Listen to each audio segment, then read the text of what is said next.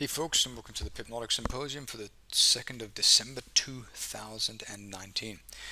Today we are going to have a look at a multi-chart analysis, a multi-time frame analysis, and we're going to do a couple of analyses just so you can kind of see how this can be done. So what I have here, if you're using MT4, your charts will maybe look something similar to mine. If you're using something else, then it'll look slightly different. But what I like to do is I like to look at multiple time frames at the same time. This one here is my longer term. So this is the weekly chart. On this time frame above I have the daily, over here I have the 4-hour, and above here I have the 1 hour. So this enables me to see what an asset is doing on many different time frames. So what I like to do is I like to focus on this one, so the highest time frame initially, because this tells me what's going on a more of a macro level. If you see here, we have, so as we touched upon last week, you could see that if we zoom in a little bit more, you can see that price is having a tough time moving above these levels here.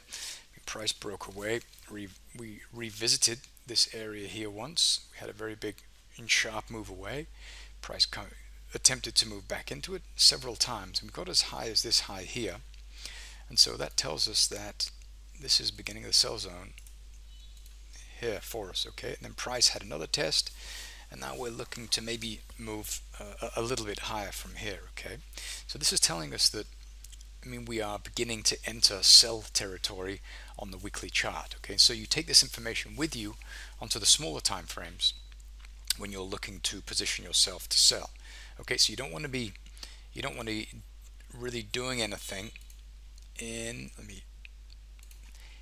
here in the middle, because here in the middle, price is just going up and down, up and down. So this is lower, this is higher risk, and so prices will easily kind of just move around in here. So if you're buying or selling in here, well, then you're reducing the likelihood of the trade working out, because the risk is higher and the reward potential is much lower. But if you're buying out here and you're selling kind of up here, well, then you're ensuring that if price moves up into here, we're probably going to track some selling that'll move it down here, so you can manage to get out of your trade.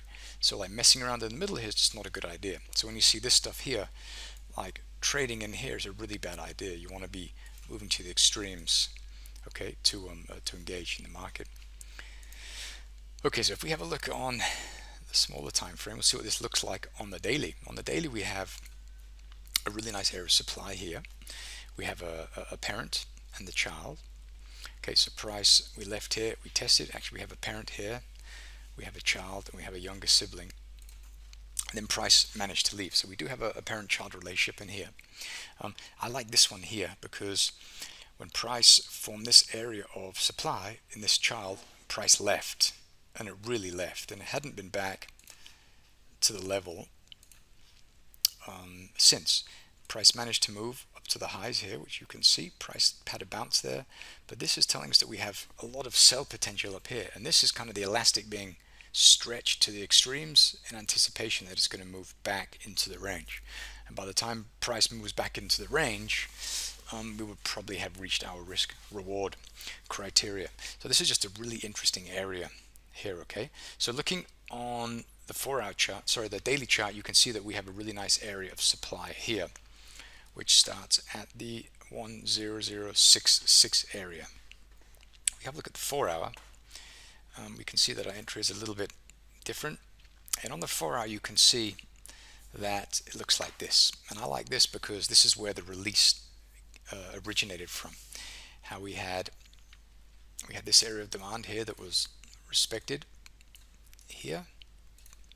Okay, price left, tested it, price went through it, but you can see it didn't hold through it because it came back and moved above it, and then it came down, it sat on the area, and then it left. And so this is the area of supply that is responsible for consuming this demand here. So this is where we target our entry to sell. Okay, so pretty simple. I hope it makes sense. Okay, we don't even need to go to the 1-hour chart because we can see very clear supply on the 4-hour chart. Okay, so then let's go to the next, go to another pair. Let's have a look at the American dollar, Japanese yen. Because I have to this. Super. So we have the American dollar, Japanese yen. And again, what's going on here? We look on the weekly chart.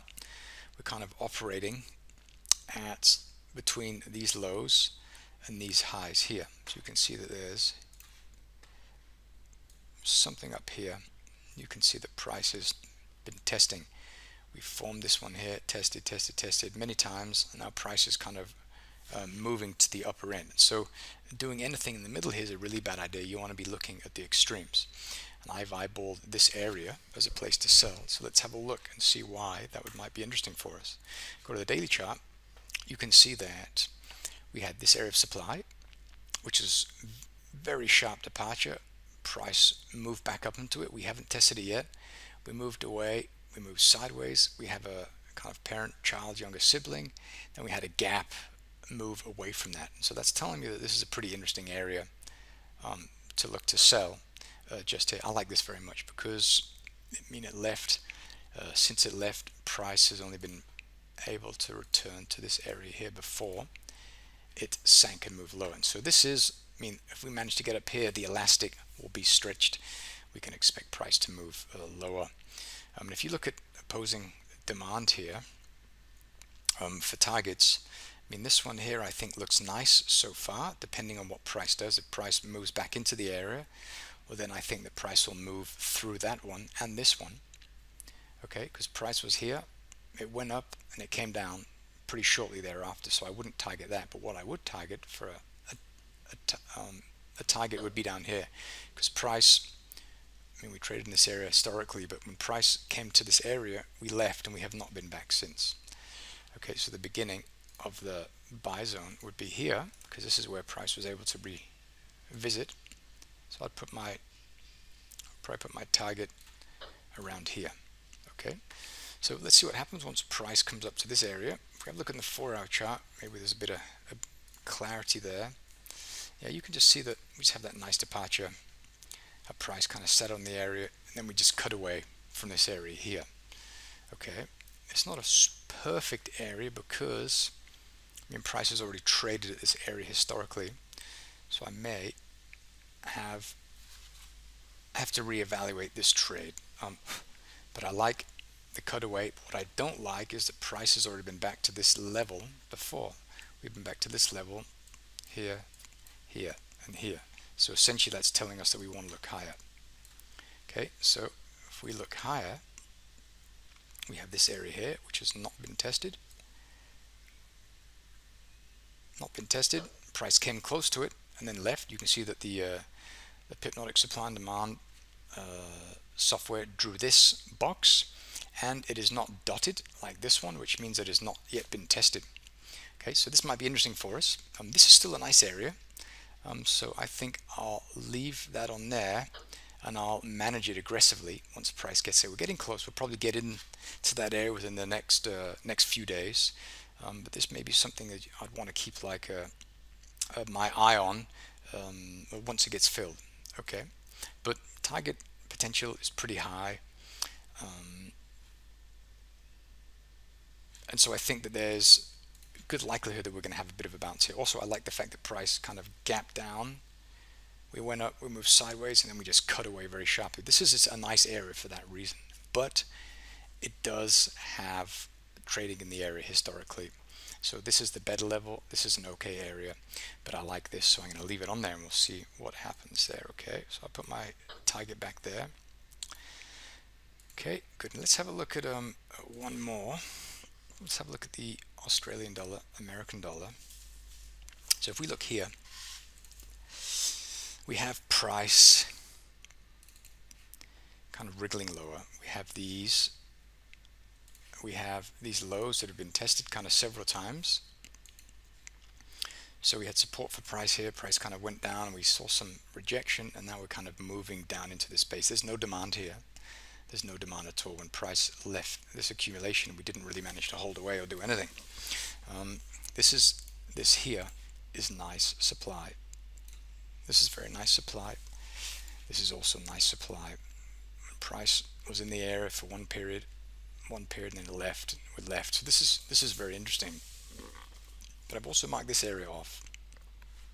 Okay, so if we have a look why, I mean, having a look at this, you can see that this is kind of in the middle of the leg, the left away. You can't really see a lot of clarity here, but you can see the last time price came to roughly this area, we saw some sellers into the market. Okay, so we want to look a little bit higher, which we have done, and you can see here very clearly supply and demand, software found it, very nice. This is a delicious area of supply, and we have a couple of them. As a matter of fact, if we highlight those, we have this one here, and we have two above. We have this one, which I like a lot as well, and we have this one, which I also like a lot. This is gorgeous. This is also nice, and this is a gorgeous area. So we do have a couple of areas that we could consider here. So if this one doesn't work out, then I'll be looking higher. I don't like this one so much, a little bit, but I don't like the fact that price kind of was able to kind of mess around in the area there. You see the kind of wicks going up. There was no like strong departures like we saw here. This is a strong departure. This is not a strong departure. Nice. Nice. Okay, so these three areas are looking nice. This is the one that's closest to price, so this is the one I'm going to try and trade, and we'll have to see what happens once price gets there. Okay, so we do have quite a few areas marked off just here. I do have on my symposium charts I do have a bunch of orders put in and pending, waiting for price to reach them.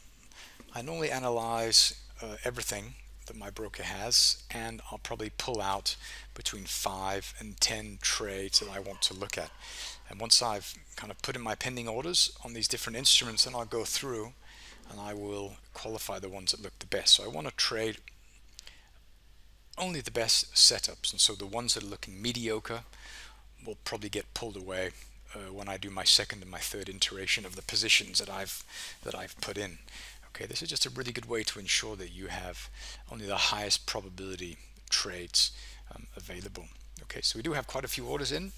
I'll go through those again today and have a look and see if I can pull some of the less interesting areas off, and I'll leave the best ones in there. And we can revisit maybe some of these areas later in the week and see if we manage to get some fills. But essentially, if I just kind of simplify this and give you a method that you can use in order to help make better trading decisions. Let's go to the half an hour chart. We want to see stuff like this. You want to see, I mean, this is a lovely area. Pipnotic software found it, price went up to it, we poked into it, then it left.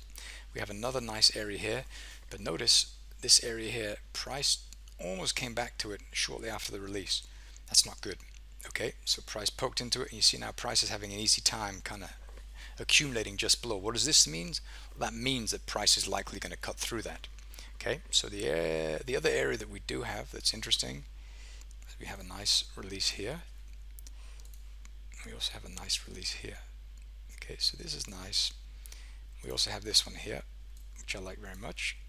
Still unvisited, so I will certainly be looking at this. This is less interesting because price has already been back to this area here and here, but this area is still fresh and untested as price only managed to get to about here. Okay, so there's black space since the release. You can see it just here. If I color that in, if I use a box, it might be easier. We've got black space in here. This might be a really nice, interesting area for us to look at once price returns. Okay, so we do have a few things to look at below price. Let's see what we have. Let me zoom out. Have to go to a bigger time frame.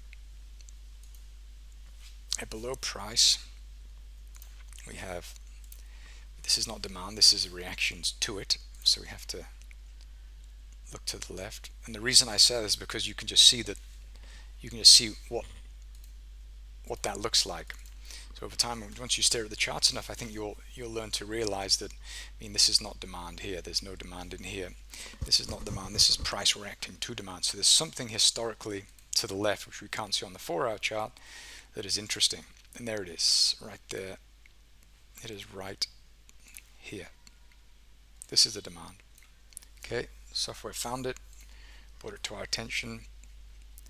Price poked into it a few times, and this is the 1, 2, 3, 4, 5. This is the 5th attempt to move into this area. So I'm confident that the price will eventually move through it. And then we have some other areas which are nice. This one I like very much here. This is a nice area. And this is interesting because price came down. We occupied these price levels for one day before we left, and price has not been back since. Okay, so this is tested. This is nice. This is the one I'll certainly look to trade once price returns. So this one's no longer valid because it's gone. And selling up here is not so good because we'll be selling into demand. So that's a really bad idea. But what we could do is we could look for shorter period sells a little bit higher. Yeah, so we have this one here, which is interesting. And intraday, I mean, this one will probably work out fine. This one will probably have a bounce. And so intraday, these are going to probably work out fine. But you can't take these trades when they're that close to demand and sell and expect them to go on for days. They may do, but they probably won't. Probabilistically, they won't. And so you have to focus on the ones that you can kind of manage with a little bit more kind of relaxation involved. Okay, so let's have a look at just something else just for an example. Let's take the euro pound. Actually, we're on the euro pound, the euro Aussie. Okay, so here we had this area here. This area, was this interesting to us? It was, but notice that when it was formed, price managed to come pretty close to it before it left. Okay, and this one here. Okay, price formed this area, it came down to it pretty quickly. Okay, price came almost through it, it held, went to the opposing side of the market, went through this one, and then actually fed into the parent. So we actually have a parent and a child, and this price has already occupied these levels here, over here, and you can see this because we have white candles here in this area, price area. Historically, we have this price level revisited again in the future, so we're expecting price to move through these. Okay. Okay, we'll do one. Let's have a look at this on the bigger time frame. Okay, let's have a look at this. This is an interesting area here because we had this nice area price. We moved away from this area, we moved sideways, then we left. Look at this one period, one incredible, a very bullish day of trading. Price went up, and now we're kind of stuck on this flagpole, slight leg here. It kind of went up and is sitting up there, and price has not been back to the area. It hasn't been below these areas since. So we have black space here. So this is a potentially interesting area to look to buy. So our entries would look to be about right here. If we have a look at that on the smaller time frame, we can probably refine it. But notice here, this is why it's important to kind of move into the smaller time frames to have a look. Notice that price has already been to this price window here and here and all in here. So what does that mean? That means that this is not an area that we want to trade. A more interesting area would be down here now, because price has already occupied these price levels historically for a long period of time. So I wouldn't expect price to bounce. I would expect price to move down to the fresh demand, which is below. And actually, we have the price structure. We have a low to one period of accumulation, then rejection. Price has not been back to this level. We had an attempt to move down, like a quick pullback. The slingshot was pulled back here, then it left. So this is our friend, this level here, which is the 1.60 10-ish area. Okay, so this is the beginning of the buy zone, and the area that we'd look to buy at is essentially here. So the 160.15 area. So that's the area that we'd look to buy at. Okay, super. Let me have a look, scroll back a little bit so we can find something fresh below. Let's mark off these areas. This here, where did price go to? Went here. Let's have a look what that looks like. You can see here that we go back. We don't have enough data on the 4 hour. go to, sorry, the 1 hour and the 4 hour, we have,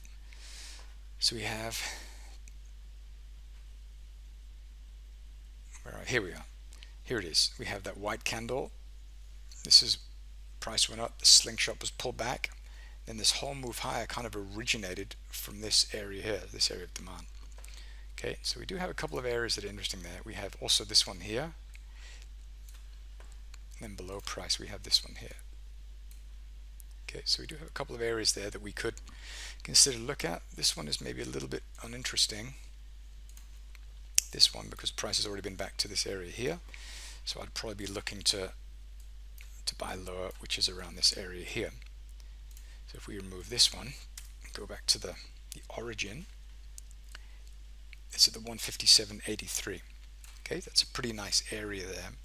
So you'll have to wait and see. Okay, well, I'm going to wrap it up. If you have any questions, please send them in or leave us a comment in the video. Thanks very much for watching. See you in the next video.